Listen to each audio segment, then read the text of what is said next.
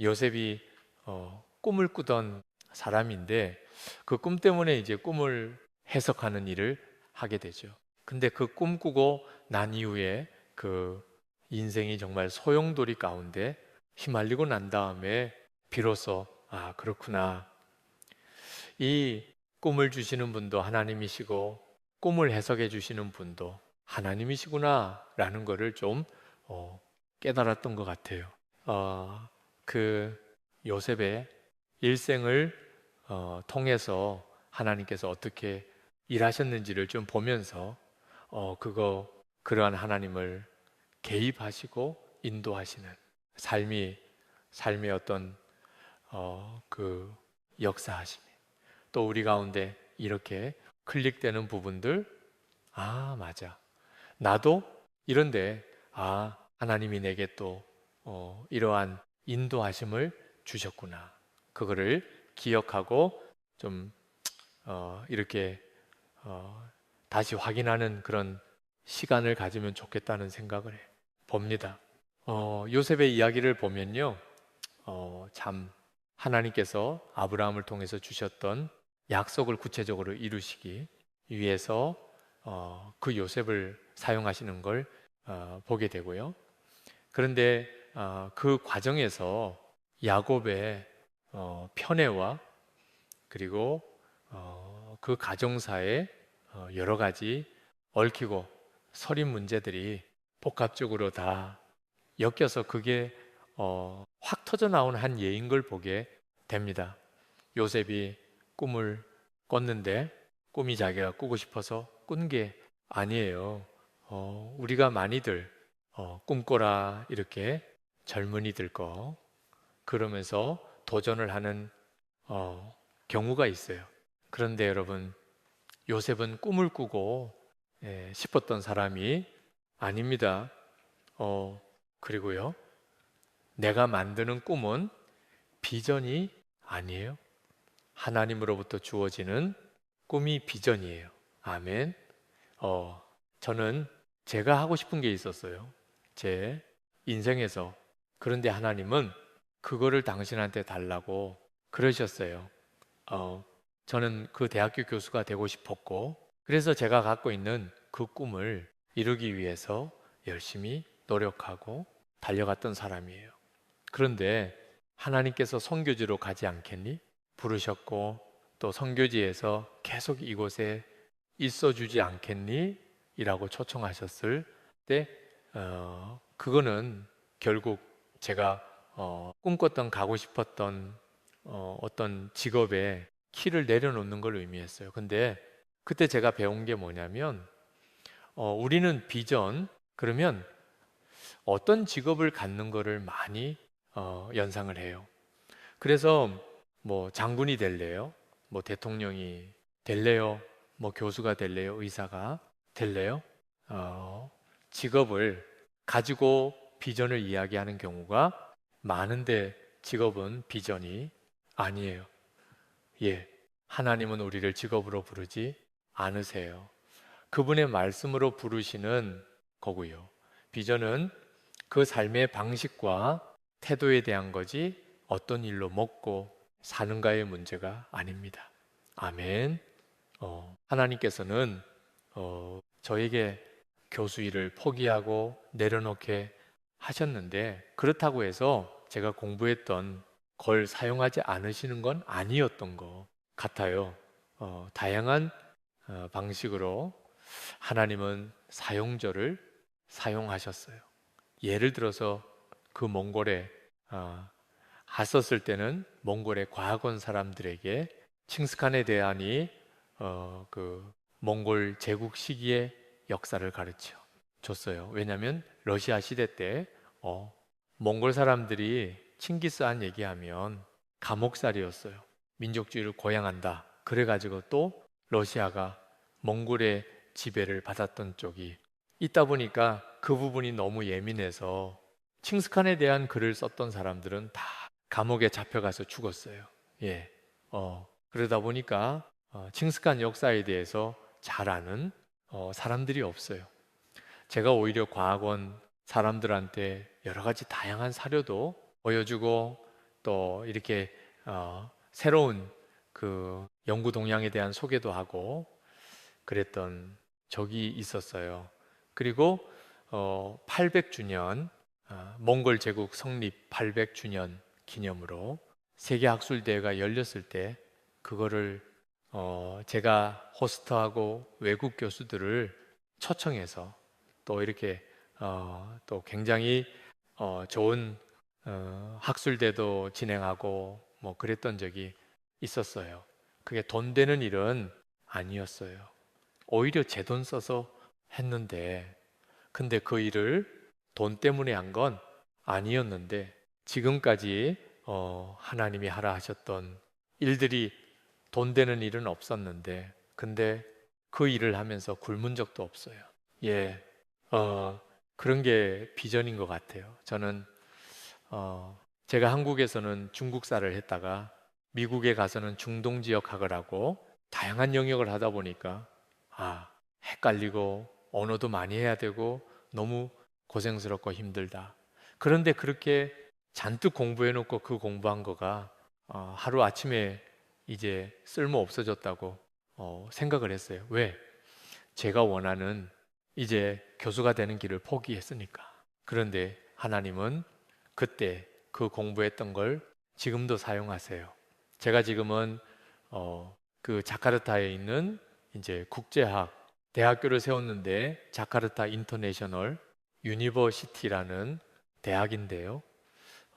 이 우리 대학에 아프간 난민 아이들이 들어오고 중국 아이들이 들어오고 또 중동의 아이들이 들어오고 하는데 이 아이들에 대해서 제가 마음을 가지고 케어할 수 있는 이유는 제가 그들의 역사를 공부했기 때문에 그 마음에 특별한 그 어떤 그 긍휼과 또 이렇게 그 사랑하는 마음을 가지고 이 다양한 나라에서 온 학생들을 케어할 수가 있는 것 같아요. 그래서 진짜 비전은요, 돈벌이하고 관련이 없어요. 예. 직업하고 관련이 없어요. 예. 사는 방식에 대한 거예요. 예. 자, 어쨌든, 요셉은 자기가 꿈을 꾼 게 아니에요. 꿈이 일방적으로 주어졌어요. 그런데 그 꿈이 주어졌기 때문에, 예, 인생이 꼬이기 시작해요. 그 꿈 이야기를 이제 형하고 아버지한테 얘기하면서 이제 더 미움을 받게 되고 급기야는 이제 애굽에 팔려가는 그러한 상황을 맞게 됩니다. 형들이 요셉을 미워해서 요셉을 이제 그 형들을 찾아온 요셉을 이제 구덩이에 빠치죠. 그게 그 내용이 이제 창세기 37장에 나오는데요. 근데 요셉이 구덩이에 빠졌어요. 근데 요셉은 암담했을 거예요. 하나님은 나에게 꿈을 주셨던 하나님은 보이지가 않아요. 이분이 내 인생 가운데 나를 도와주고 이 꿈을 실현할 수 있도록 도와주셔도 모자할 텐데 하나님은 보이지가 않아요. 깜깜한 구덩이 속에 자기 혼자 내던져졌다고 느꼈을 거예요. 그리고 난 다음에 이제 형들 중에 이제 유다가 아이아이 그냥 죽이기는 너무 불쌍하다. 차라리 우리 저기 지금 이스마엘 사람들이 길르앗에서부터 오는데 이 사람들한테 그냥 팔자라고 그렇게 이제 제안을 하게 됐죠. 자, 그렇게 해서 팔이 길르앗에서 내려온 이스마엘 사람들한테 요셉이 팔려가는 그 상황을 보면 하나님의 손길이 보이지가 않아요. 그런데 여러분, 하나님은 그 배후에서 일하고 계셨어요. 아멘, 아멘. 자, 뭘 보면 알 수 있냐면요. 왜 하필이면 요셉이 구덩이에 빠졌을 때 그때 이스마엘 사람이 지나가요. 저는 그런 경험이 있어요. 그 초원에서 가족들과 함께 전도 여행 가던 중에 차가 진흙구덩이에 빠져가지고 옴삭달 못한 적이 있었어요. 그때 차가 조금씩 가라앉으니까 아이들을 데리고 이제 피신해서 기도하는 중에 차가 보였어요. 막 손을 흔들었는데 이 차가 그냥 지나가다가 갑자기 방향을 바꿔서 저 멀리 있는 유목민 천막에 탁 가는데, 그때 비로소 그 사람들이 우리를 보고 와서 보니까 우리 차가 구덩이에 빠져 있어요. 그런데 마침 그때 그 차에 밧줄이 있었어요. 예. 그렇게 해서 이제 저희가 구출이 됐는데, 마침 그때, 예. 그죠? 예. 마침 그때가 그 하나님의 방식이에요. 저는 진짜 마침 그때의 은혜가 없었으면 아마 이 세상 사람이 아니었을 거예요. 예. 그, 그, 러시아에서도 누가 옆에서 운전하고 가는데 깜빡깜빡 졸고 있다가 갑자기 눈 떠하는 소리가 들려서 팍 눈을 떴는데 앞에 트럭이 다가오고 있어요. 옆에 보니까 운전한 사람이 졸고 있어요. 예. 그래서 한쪽 손으로 이렇게 차를 움직여 가지고 그 팍 지나가는 그 트럭을 간신히 피한 적이 있었거든요. 그날 2번 그런 일이 있었어요. 예. 그러니까 마침 그때에 은혜가 있어요. 예. 마침 그때 이스마엘 사람이 지나가는데요. 이 사람들은요, 향품과 유향과 모약을 파는 사람들이에요. 노예상인이 아니었어요. 귀중품을 파는 사람들이에요. 그래서 주로 이 상인들은 누구를 상대해요? 귀족들을 상대하는, 돈 있는 사람들을 상대하는. 그러니까 만약 노예상인한테 팔렸으면 요셉은 뭐 어디 뭐 피라미드 짓고 그 왕의 그 뭐 이렇게 그 굴고 뭐 그러는 용도로 사용이 됐겠죠. 그런데 하나님은 요셉을 보내고 싶은 곳이 있었어요. 보디발이지. 왜? 보디발이 그 애굽의 바로 왕의 측근이었기 때문에 언제든 하나님의 타이밍에 연결이 가능해요. 그리고 왕궁의 예법과 그 애굽의 그 일하는 방식을 배우기에 이보다 좋은 환경이 없어요. 그러니까 하나님께서는 요셉을 그 이스마엘 상인들에게 실려서 보디발의 집으로 가서 보디발의 눈에 띄어서, 그래서 제가 목이 좀 안 좋아서요. 죄송합니다. 그 보디발한테 눈에 띄어서 그 집에서 일하도록 그렇게 세팅이 된 거예요. 아멘. 하나님은 정의 사자를 보내서 형들을 탁 무찌르고 구출하는 방식으로 일하시지 않으세요? 하나님이 요셉을 애굽으로 보내야 되는 이유가 있었어요. 왜? 가족들도 다 애굽으로 나중에 와야 되고 그 가족들이 살 수 있는 환경을 미리 요셉이 만들어줘야 되기 때문에 그래요. 자, 요셉이 왜 그렇게 해야 되느냐? 하나님이 갖고 계신 큰 그림이 있었어요. 하나님은 아브라함을 가나안 땅으로 보내셨는데 가나안 땅은 농업 생산량이 그렇게 많은 데가 아니에요. 물이 많지 않은 곳이에요. 하지만 애굽 땅은 물이 풍부한 곳이에요. 그래서 대규모 농사가 가능하고 많은 인구를 부양할 수 있을 정도의 경제력을 갖고 있었어요. 그래서 하나님이 빠른 시간 안에 이스라엘의 민족을 만들기 위해서는 애굽이라는 경제 환경을 활용하기를 원하셨어요. 아멘. 그래서 그곳으로 온 가족들을 이주시켜야 되는데 한 가지 문제가 있어요. 어떤 문제냐? 요셉의 가족들은 유목민이에요. 애굽 사람들은 농경민이에요. 농경민은 유목민을 굉장히 싫어해요. 왜? 농경민 옆에 유목민이 살면요, 혹식을 다 망쳐 놔요. 그래서 동물을 키우는 사람과 곡식을 키우는 사람을 같은 곳에 둘 수가 없어요. 그리고 또 애굽은 아주 독특한 신관을 갖고 있었고 또 그 자기들만의 어떤 그, 그 제사와 또 신에 대한 이해가 있었는데 하나님은 이스라엘 백성들이 그 영향을 받기를 원하지 않으셨어요. 그래서 따로 분리시켜야 됐는데 그렇게 하려면 누군가 그 이집트의 권력자가 힘을 써야 되는 거예요. 하나님은 그러한 패턴을 만드시기 위해서 그러한 세팅을 만드시기 위해서 요셉을 미리 그 땅으로 보내셔야겠어요. 그리고 그 땅에서 단계 단계를 밟으면서 권력자의 길을 갈 수 있도록 하나님은 준비하고 계셨던 거예요.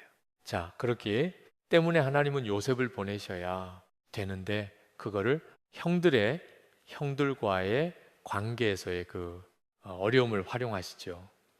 그렇다고 해서 형들이 잘한 건 아니에요. 하나님은 인간의 죄성과 악함도 사용하세요. 아멘. 제가 인도네시아에서 배운 것 중에 하나는 하나님은 저를 훈련시키기 위해서 그 땅에서 일어나는 수많은 악함과 안 좋은 제도조차도 기꺼이 활용하신다는 걸 배웠어요. 요셉의 경우에는 거기서 이제 가정총무로 보디발의 집에서 일을 하게 되는데, 자, 보디발 집에서 일을 할 때 하나님께서 형통케 하셨대요. 그의 손을 형통케 하셨대요. 자, 우리가 생각하는 형통과 하나님이 우리에게 주시기 원하시는 형통 사이에 차이가 있을 수 있어요. 자, 예를 들어서 우리가 생각하는 형통은 뭐냐면 요셉이 형통하면 어떻게 해야 될까요? 탈출해서 네? 보디발 집을 탈출하고 애굽 땅을 탈출해서 아버지 집으로 가는 걸 거예요. 그래서 드디어 자유를 얻었다. 그런데 하나님은 요셉을 보디발의 집에 묶어 두세요. 거기서 10몇 년 동안 노예로서 일하게 하세요. 그런데 형통하게 하세요. 하나님께서 우리를 어느 기간 동안은 이게 캡을 씌워 놓으세요. 그러면 그 안에서 뱅뱅뱅 도는 거예요. 여기서의 형통은 뭐냐면 하나님께서 관계의 복을 주시는 거예요. 특별히 윗사람으로부터 인정을 받게 하시고요. 그리고 하는 일, 손대는 일마다 하나님이 문을 열어주시는 거예요. 아멘. 저는 그런 경험을 많이 해요. 우리 팀 멤버들을 보면요. 특별히 뭘 탁월하게 잘하거나 뭐 대단한 능력을 가진 분들이 아닌데 신기하게도 이분들이 어떤 일을 맡았을 때 하나님께서 문을 열어주세요. 정부 관리들이 문을 열어줘요. 그리고 정부에서 법을 새롭게 만들어주는 일들이 생겨요. 그러면서 전혀 안 될 것 같은 일들이 하나씩 하나씩 열려요. 하나님의 방식은 하나님이 원하는 사람을 원하는 포지션에 넣으시고 그리고 일을 만들어 가세요. 저는 제가 인도네시아로 대학 설립을 위해서 간다고는 생각을 했지만 속으로는 이거는 절대 될 수 없는 일이라는 확신이 있었어요. 세계 최대 무슬림을 보유한 나라 그곳에서 선교를 꿈꾸는 대학을 만든다. 이 사람들이 허락해 줄 거 같지가 않았어요. 그리고 재정도 없었어요. 온갖 장애가 가득했어요. 여기서 대학이 세워지려면 최소한 12개 이상의 기적이 필요하다고 생각하고 있었어요. 그런데 하나님은 저한테 네가 성공하려고 할 필요 없어. 그냥 그 자리에서 기면서 버티라고 그런 마음을 주세요. 저는 그냥 거기서 버티고 있었어요. 그런데 어느 시간이 되면 하나님이 길을 만드세요. 아멘. 문을 여세요. 아멘. 아멘. 예. 거기가 허벌판 황량한 곳이었는데, 아니 왜 거기에 막 미쓰비시가 들어오고 수바루가 들어오고 수주키가 들어오고 현대자동차가 또 전기차 공장 세우러 들어오고 우리 학교 바로 옆에다 공장을 세웠어요. 막 그러고 엄청나게 큰 몰이 들어오고. 이거는요, 저희가 계획하는 게 아니에요. 저희는 있으라 하는 곳에서 있으면서 그냥 기다리고 있는데 하나님이 길을 만드세요. 아멘. 저희가 대학을 세우려고 하는 그 시점에 하나님이 길을 만들어 주세요. 아멘. 그때 제가 깨달았어요. 아, 이거는 사람이 노력한다고 해서 되는 영역이 아니라 하나님이 작정하고 끌고 가시는 길에서 그냥 납죽 엎드려서 버티면 되는 거구나. 아멘. 그래서 저는 그때 깨달았어요. 아, 내 역할은 광야에서 깃발을 드는 거구나. 아멘. 근데 그 깃발을 들었을 때 그 깃발이 세워지기를 기다리던 많은 분들이 있다는 걸 알게 됐어요. 그분들이 하나 둘씩 연결되어서 그 연결 가운데 뭔가가 움직이기 시작하는 거를 이제 경험을 하는 거예요. 자, 하나님의 형통은 그런 건 것 같아요. 그냥 그 하나님이 관계 가운데 하나씩 앞서서 일을 만들어 가세요. 그래서 그 39장 2절 3절에 보면 이렇게 돼 있죠. 여호와께서 요셉과 함께 하심. 그가 형통한 자가 되어 그의 주인 애굽 사람의 집에 있으니 그의 주인이 여호와께서 그와 함께 하심을 보며 또 여호와께서 그의 범사에 형통하게 하심을 보았더라. 아멘. 그런데 여러분, 하나님의 형통을 가진 음악, 사람에게 고난도 같이 와요. 어려운 순간도 패키지로 와요. 하나님은 우리를 인도하시는 목자인데 우리를 푸른 초장 쉴 만한 물가에만 머물러 두게 하시지 않으세요? 왜? 그곳은 곰과 그의 때도 오는 곳이거든요. 하나님은 우리를 또 사망의 음침한 골짜기로 인도하시는 시간이 있어요. 요셉의 경우에는 그 보디발의 아내의 유혹을 받게 되고 그것을 뿌리치는 과정에서 이제 모함을 당하게 되죠. 여러분, 하나님을 믿고 사는 삶 가운데 하나님께서 너 앞으로 험한 물 만날 일 없을 거야. 그 다음에 험한 불, 타오르는 불 만날 일 없을 거야 라고 약속하시지 않으세요. 네가 그 험한 물 가운데 갈지라도 아멘, 활활 타오르는 불 가운데 지날지라도 내가 너와 함께 하겠다 라고 약속하시는 분이에요. 우리 안에 그런 고난의 시간이 필요해요. 그 고난을 통과하면서 만들어지는 스트레칭의 순간이 있어요. 요셉이 결국 감옥에 갇혀요. 근데요, 그 감옥은 보디발의 집 옆에 있는 곳이에요. 왜? 이 사람은 그 호위대장이었기 때문에 왕의 정치범들을 수감하는 감옥을 자기 집안에 뒀어요. 그래서 요셉은 결국 많이 간 것 같은데 보디발의 집 안에서 돌고 있는 거예요. 그 보디발의 영향권 하에서 감옥에 갇혀요. 그리고 거기서도 형통해요. 근데 그 형통은 감옥을 탈출해서 아버지 집으로 가는 그런 형통이 아니에요. 하나님이 캡을 씌워 두시는 거예요. 저도 그 선교지에 있으면서 인생의 캡이 여러 가지가 있는데 그 중에 하나가 늘 재정적인 필요와 싸우는 거예요. 그런데 이게요, 점점 액수가 커져요.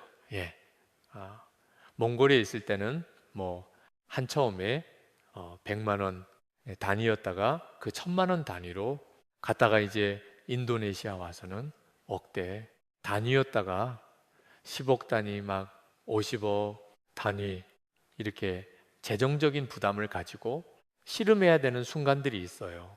저는 그게 제 감옥이다 싶어요. 제가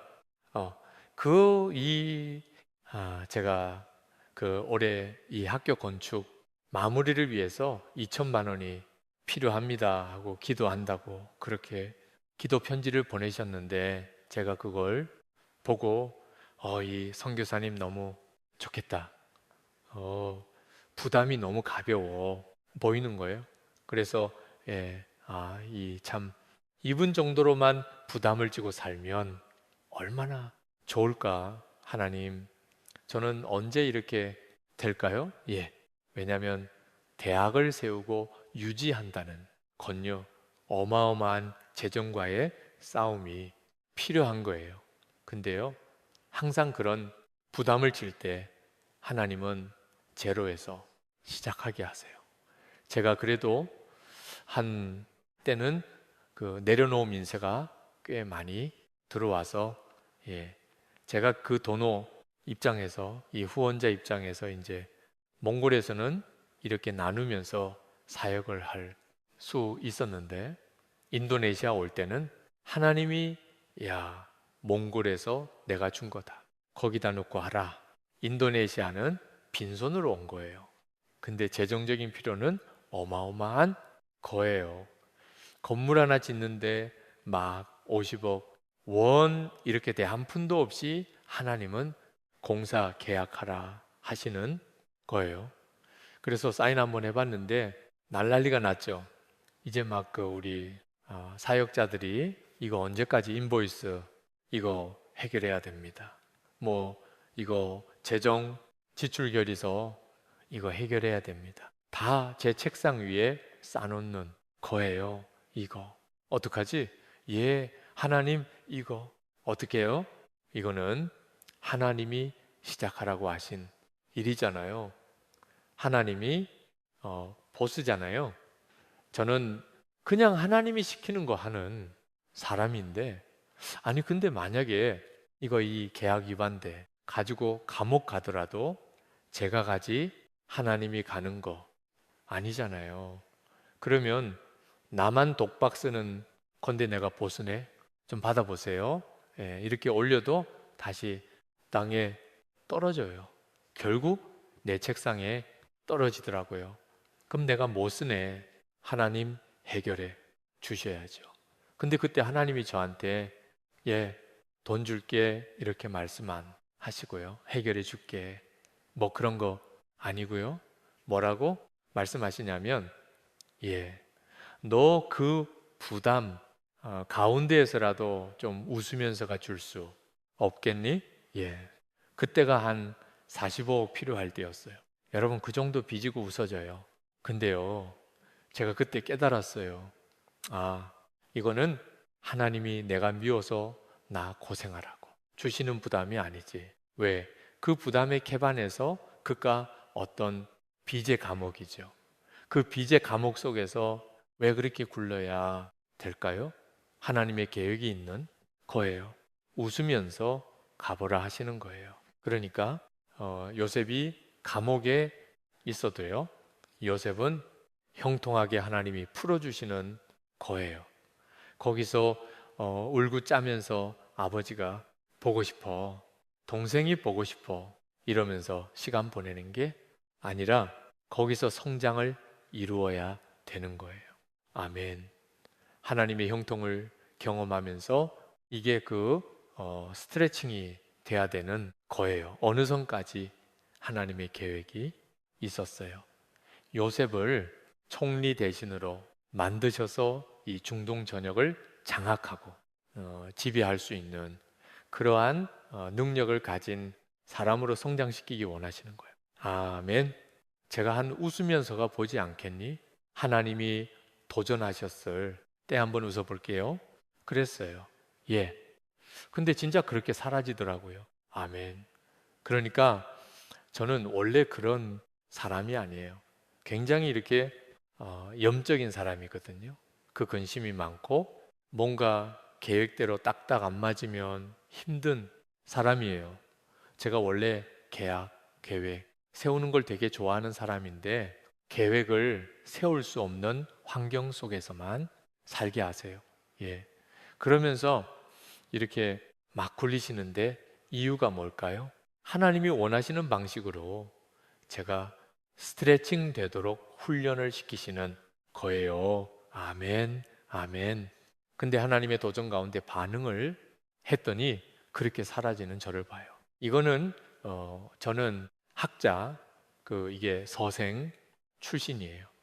근데 그런 사람을 승부사로 만들려니 얼마나 힘드시겠어요? 예. 그 보통 사업이 아니죠. 이거는. 예. 예. 그것도 보통 사업가들은 돈을 갖고 시작하잖아요. 예. 돈 없이 하는 사업. 예. 이게 얼마나 이게 배포가 있어야 되겠어요. 이 새 가슴 가지고 안 되잖아요. 근데 이 새 가슴이 그 새 다리를 황새 다리로 이렇게 찢으시는 거죠. 예. 여러분이 지금 어렵고 힘든 시간 가운데 있다면 그 이유 때문에 그럴 거예요. 아멘. 여러분 중에 나는 진짜 다람쥐 채바퀴 도는데 갇혀 있다. 캡 속에 갇혀 있다라고 느끼실지 모르겠어요. 그러면 하나님 저에게 요셉의 복을 주세요. 요셉의 형통을 주세요. 하고 기도하세요. 그거가 거기서 벗어나는 거를 목표를 하지 마세요. 하나님의 때가 되면 그 하나님의 이거 다 걷어가세요. 아멘. 근데 거기서 하나님 내가 받아야 될 훈련을 잘 감당할 수 있게 해주세요 하고 버티세요. 자, 그래서 그 39장 20절, 21절 보면 요셉의 주인이 그를 잡아오게 가두니 그 옥은 왕의 죄수를 가두는 곳이 없더라. 요셉이 옥에 갇혔으나 여호와께서 요셉과 함께 하시고 그에게 인자를 더하사, 이게 중요해요. 인자를 더하사 간수장에게 은혜를 받게 하시며 이 13절에 여호와께서 그를 범사에 형통하게 하셨더라. 형통이에요. 근데 감옥에서 못 빠져나가는 거예요. 왜? 거기가 훈련의 장소니까. 하나님의 계획을 이루는데 그 감옥이 필요한 곳이기 때문에 거기서 만나야 될 사람이 있기 때문에 그러다가 이제 40장 가면 2절 4절의 바로가 그 두 관원장 곧 술 맡은 관원장과 떡 굽는 관원장에게 놓여 그들을 친위대장의 집안에 있는 옥에 가두니 왜 친위 대장의 집에 있는 옥에 가두게 돼요? 정치범들이니까. 왕의 미움을 받았으니까 친위 대장이 그들을 잡아넣는데 그들을 챙기고 관리하는 일을 누가 하는 거예요? 요셉이 하는 거예요. 이 사람들을 만나야 될 이유가 있었어요. 왜? 이 사람들을 통해서 바로에게 연결되어져야 되기 때문에. 그래서 하나님께서 이 두 사람을 넣으세요. 그리고 친위 대장이 요셉에게 그들을 수종들게 함매. 자, 그러다가 이 두 사람이 꿈을 꾸죠. 근데 그 꿈에 대해서 요셉이 이야기하는 거야. 해석은 하나님께 있지. 아니하니까 요셉이 예전에 꿨던 꿈을 생각했을 거예요. 근데 그 꿈에서 그 형들과 아버지가 자신한테 절하는 모습을 보면서 아주 특별하게 생각했겠죠. 그런데 정작 하나님은 그것과는 상반되는 상황 가운데 자기를 인생의 바닥으로 내던지시는 듯한 느낌을 받는 거죠. 처음에는 형들의 미움을 받아서 구덩이에 던져졌고, 그 다음에 노예 생활로 던져졌고, 그 다음에 다시 일어난 것 같은데 이번에는 감옥 속으로 던져진 거죠. 언제 어떻게 자신의 꿈이 이루어질지는 몰라요. 하지만 요셉은 그 과정, 꿈의 해석도 하나님께 달려있지. 아멘, 아멘.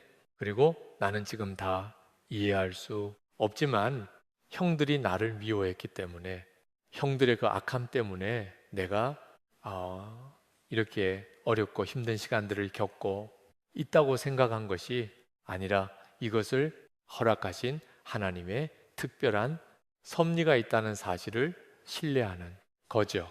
아멘.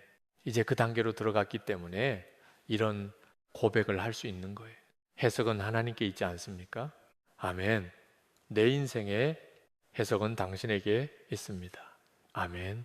앞으로의 내 꿈에 대해서도 주님만이 아십니다. 아멘. 그죠? 예. 이게 요셉이 그 이 두관장들한테 로비를 하거든요.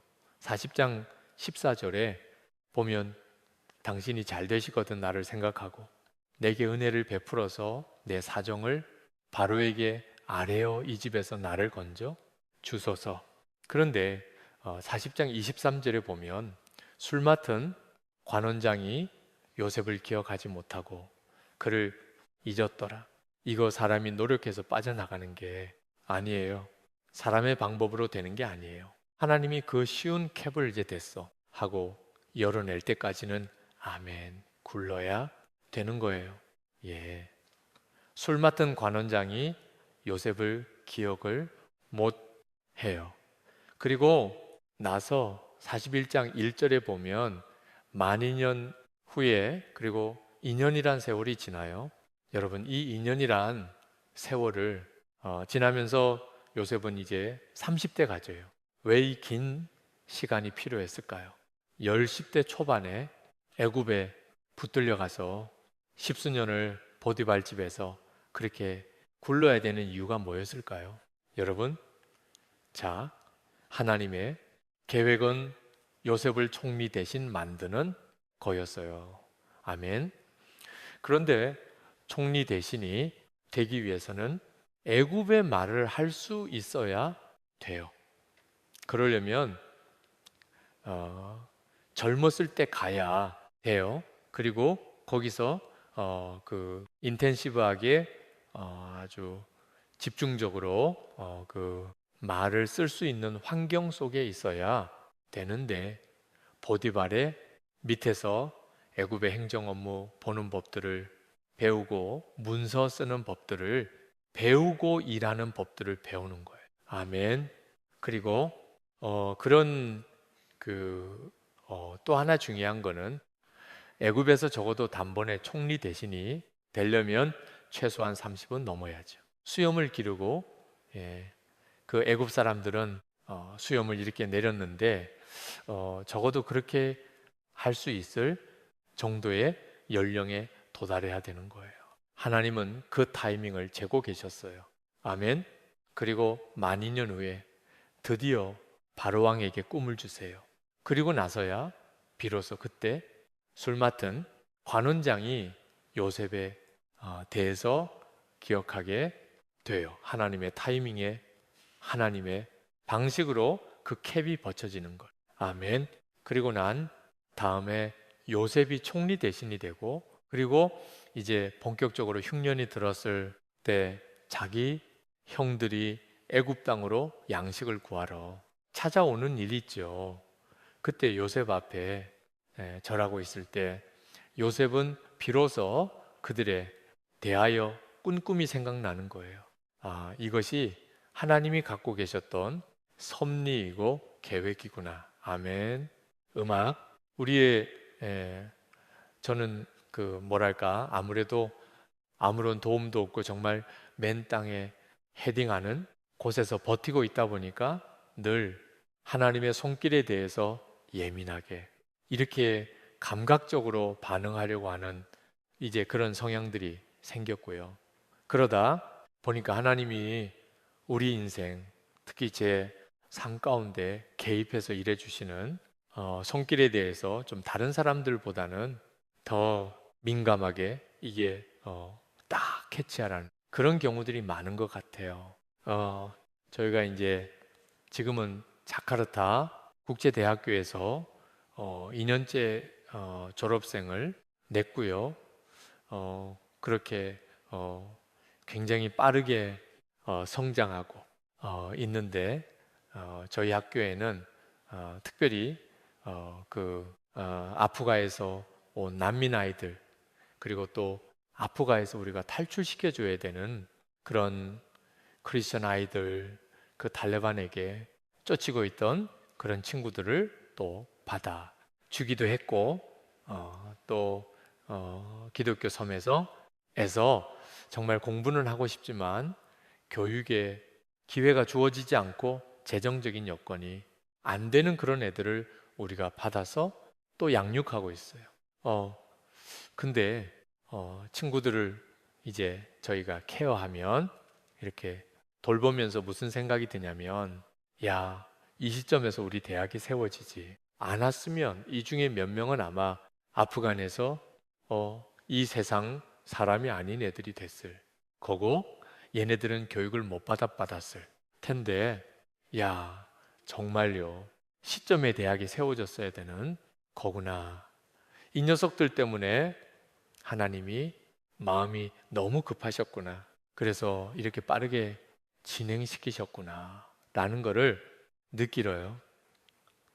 제가 집에서 이렇게 차 타고 나가려고 이제 아이들을 기다리고 있었는데, 제가 집을 이렇게 멀금히 보고 있다가 갑자기 무슨 생각이 드냐면, 이 집을 내가 옛날에 어디선가 봤는데 하는 생각이 드는 거예요.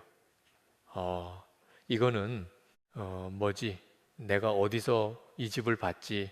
그깟 제가 한 번도 분주히 다니느라고 제가 살고 있던 그 집을 자세히 못 봤는데, 그날따라 그 집이 뭔가 하고 연결이 되면서 어디서 봤는데 이거 뭐지? 한 적이 있었어요.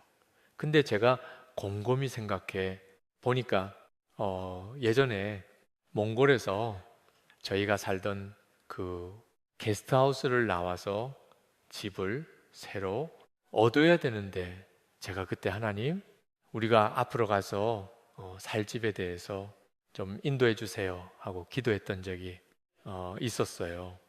근데 기도하던 중에 어렴풋이 본 집이 하나 있었어요. 근데 그 집은 미국의 타운하우스 같은 2층 집에 막 기와가 있고 베이지 색의 창문이 넓고 그런 집인데, 몽골엔 그런 집이 없어요. 몽골은 다 아파트만 있어요. 러시아식 아파트. 그래서 이거는 몽골에서 구할 수 없는 집인데, 하나님이 집 왜 보여주시는 거예요? 이거 제가 천국 가서 살 집이라는 건가요? 그러면 내가 이 땅에서는 렌트만 하면서 항상 월세, 4월세만 살고 그렇게 보내야 되는 건가요? 그러면서 이 집 몽골에는 없는데, 그러고서는 잊어버리고 있었어요. 내가 뭘 잘못 봤나? 하나님 왜 이걸 보여 주셨지? 그러고 입고 살고 있었어요.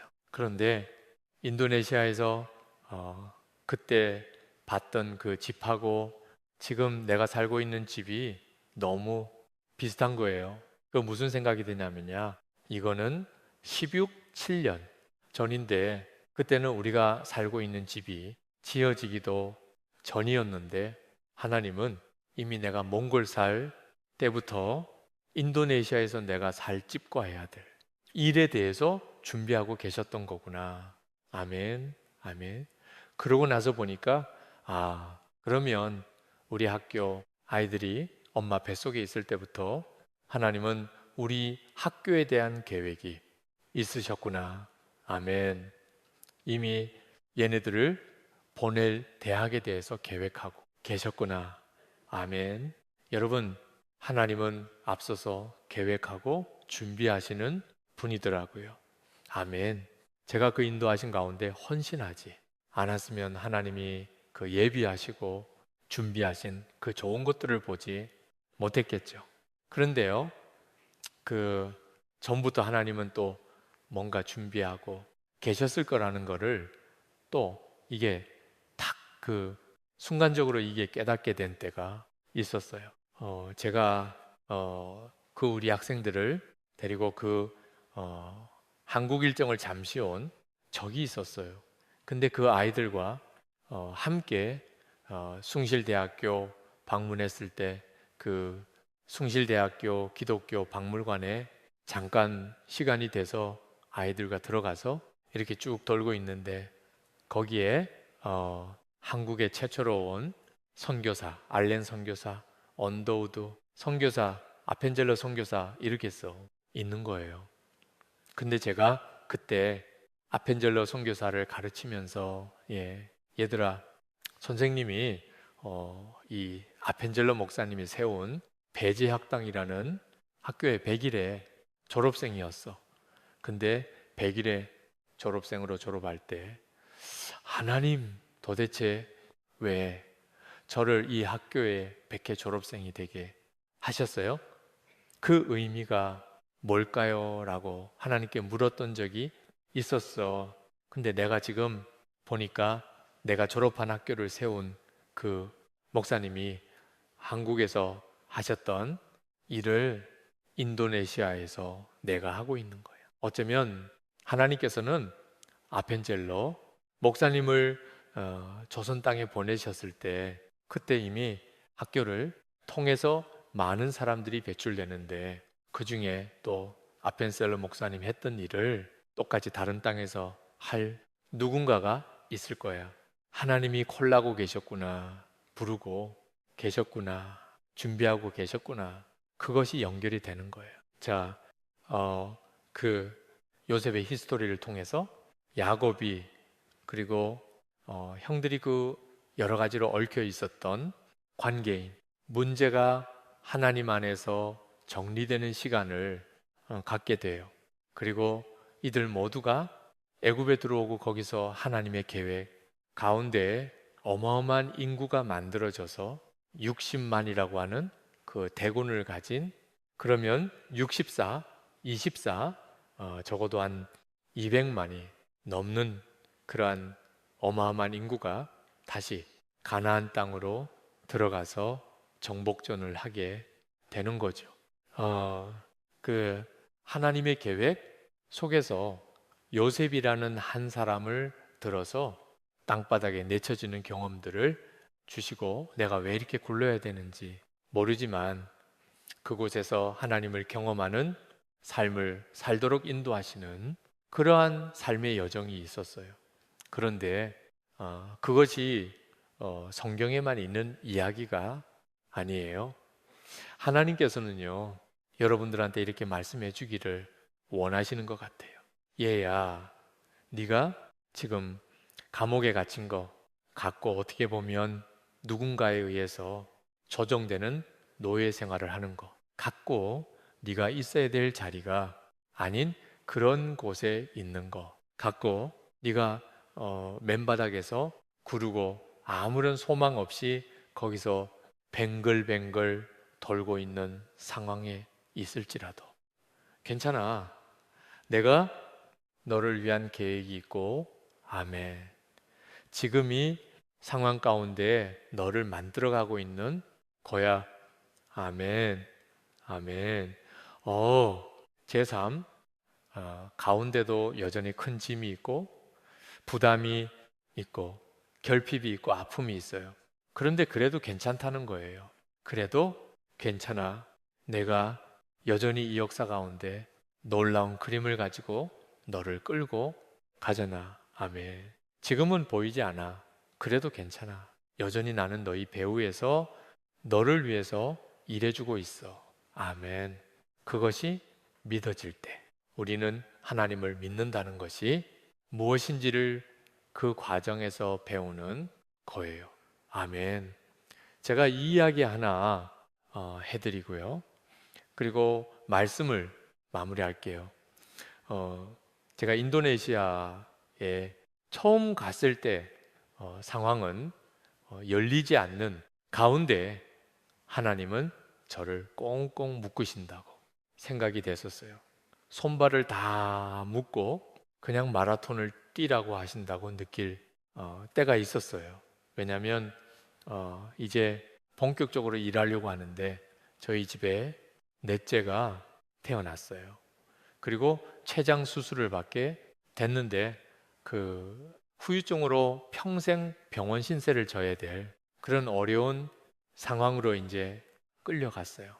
극적으로 회복은 되긴 했는데 인도네시아에서 도와주겠다는 사람은 없고 인도네시아 정부는 앞으로는 대학 허가를 내주지 않겠다는 모라토리움을 선언하고 제가 그래도 이곳에선 도움을 줄 수 있지 않을까라고 생각했던 모든 곳에서 다 거부 의사, 거절 의사를 받게 되고 그거는 안 되는 일인데 왜 이런 거를 생각하고 그러세요? 라고 하는 제가 만난 모든 분들이 그런 식으로 생각하고 있었어요.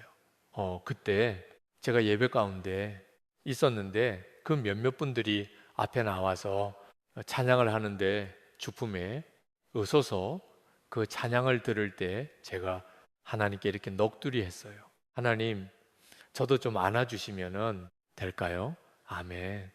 저도 좀요. 그런데 그때 제 등 뒤에서 날개짓하는 소리가 들리는 것 같은 느낌이었어요. 그건 느낌이었지. 실제로 뒤돌아봐도 뭐 아무도 없었어요. 예. 근데 푸득푸득 푸드득 푸드득 푸드득 주님 당신이신가요? 그 순간 저희 그 신음 같은 속삭임 같은 그런 내가 내뱉은 말에 하나님이 반응해 주시고네 가까이에서 날개짓하고 계시다고 느꼈을 때 펑물이 터졌어요. 그때 하나님이 제게 물으시더라고요. 예, 너 인생이 다람쥐, 채바퀴 도는 것에 갇혀 있는 거, 갖고 아무런 돌파도 없는 거, 갖고 그렇게 너희 소중한 기회를 다 낭비하고 있는 그 같은 그런 상황 가운데에서라도 너 여전히 나로 인해서 만족할 수 있겠니? 그때 저는 이렇게 고백할 수 있었어요. 주님, 저 이것만으로 충분해요. 주님을 안아 주심 이것만으로도 저는 충분해요. 요셉이 감옥에 갇혀 있어도 괜찮아요. 그 주님이 함께 하시는 그 확신만 있으면 그곳은 여전히 살만한 곳이에요. 하나님이 나를 향한 특별한 계획 가운데 그곳에 넣으셨다는 사실만 이해할 수 있으면 괜찮더라고요. 몇십억 빚고 가는 거 계속 그 필요와 싸우고 놀리면서 가는 그 괜찮더라고요. 안 해요. 그리고 우울하지 않고 갈 수 있어요. 여전히 웃으면서 갈 수 있어요. 아멘. 음악. 또 거기서만 배우는 하나님이 음악 있어요. 하나님이 말씀하셔요. 괜찮아. 힘들면 힘들다. 그러고 못 걷겠으면 그냥 기어도 되고 그렇게 계속 가보지 않겠니? 제가 하나님께 이렇게 고백했어요. 주님, 전 성공을 위해서 이 자리에 있지 않습니다. 그냥 주님이 있으라 하시는 자리에서 주님과 함께 걷겠습니다. 아멘. 그걸로 충분합니다. 그리고 그냥 같이 걸었어요. 그런데 시간이 지나고 보니까 어느 과정을 지나고 나니까 하나님이 일하시는 게 보이고요. 하나님의 저희 인생을 향한 준비하심과 퍼즐이 맞춰지기 시작하는 거야. 아멘. 아멘. 그때까지 버텨야 되는 거더라고요. 그래서 하나님께서 나를 내 동댕이 처진 것 같은 상황 가운데 두신 거구나. 감옥에 잠시 캡을 씌워 놓으신 거구나. 여러분이 어떤 어려움을 갖고 있는지 모르지만 그래도 괜찮아요. 안 망해요. 안 죽어요. 그래도 웃으면서 갈 수 있어요. 아멘. 주님과 함께 가는 거 그걸로 충분해요. 아멘. 같이 잠깐 기도하실까요? 요셉은 다 알지 못했습니다. 자기가 꿈을 꾸고 싶었던 것도 아닌데 그에게 주어졌던 꿈 때문에 그 인생은 곤두박질 치고 생각지도 못한 아픔 가운데 어려서부터 너무 큰 부담을 지고 살아야 됐습니다. 그런데 그 과정 속에서 하나님을 경험하고 보니 그렇구나. 내 인생의 해석은 하나님께 달린 거구나. 아멘. 아멘. 지금은 다 알지? 못하지만 그분의 큰 그림에 덧대어져서 내 인생이 돌아가고 있구나. 아멘. 잠시 감옥 같은 시간도 있고 노예의 시간도 있지만 그래도 그게 끝이 아니고 하나님의 아름다운 예비하심이 또 그 앞에 같이 있는 거구나. 그것을 고백하게 됩니다. 잠깐 제가 기도합니다. 기도하기 전에요. 우리 여러분들이 좀 먼저 기도하면 좋겠습니다. 이 시간 크게 소리낼 필요 없고요. 그냥 속삭이듯이 주님과 얘기하면 좋을 것 같아요. 제가 구했던 것처럼 주님, 저도 좀 안아주시면 될까요?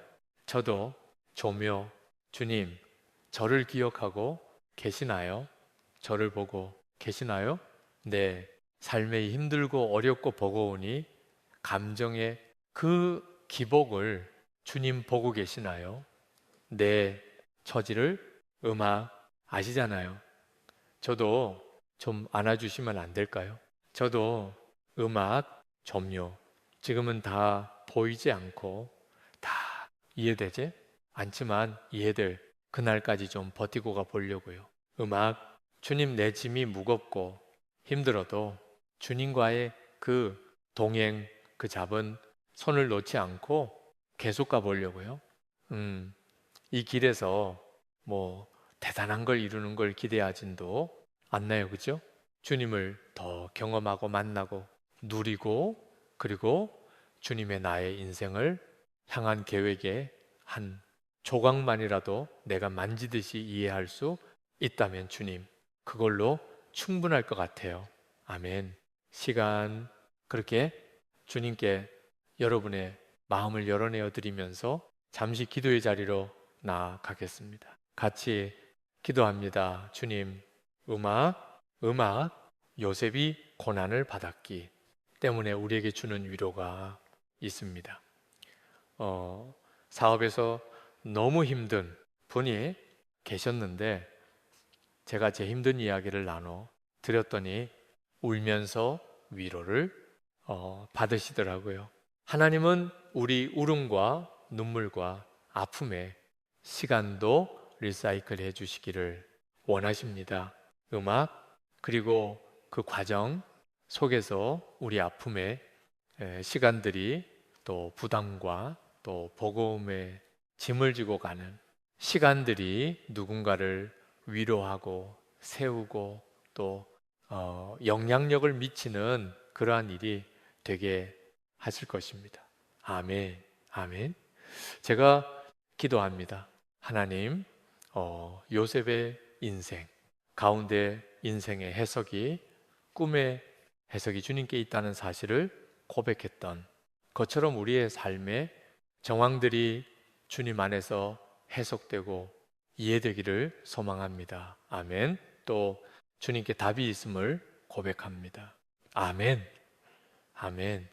그리고 지금은 그것을 다 알지 못하지만 또 주님과 동행하며 주님께 배우며 그 주님의 그 나를 향한 그 계획들이 하나씩 이해되고 드러나는 그 여정으로 인도하여 주시기를 소망합니다.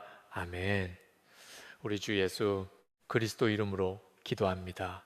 아멘. 아멘.